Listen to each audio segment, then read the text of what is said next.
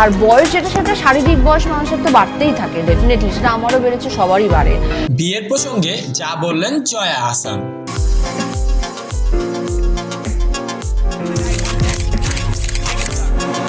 অভিনয়কে তিনি ধারণ করেছেন শিরা উপশিরায়, হয়ে উঠেছেন এপার ওপার দুই বাংলারই জনপ্রিয় মুখ। বলছি জয়া আহসানের কথা।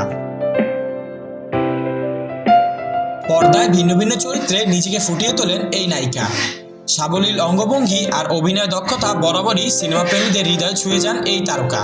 তবে সবসময় তার বিয়ে নিয়ে প্রশ্ন লেগেই থাকে তার ভক্ত অনুরাগীদের পাশাপাশি সাংবাদিকদেরও মুখে। সম্প্রতি এক সাক্ষাৎকারে বিয়ে নিয়ে কথা বলেছেন জয়া আহসান। সেখানে তিনি বলেন, আমি তো সংসার করেছি, বিয়ে করলেই কি সংসার হয়? আমার দায়িত্ব আছে এত এত, তা সংসারের চেয়ে কম কি?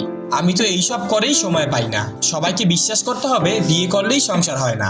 আমি তো বিয়ে করে সংসার করেছিলাম, সেটা স্বাদও আমি নিয়েছি, এখন এই সংসার করছি, এটা মন্দ কি?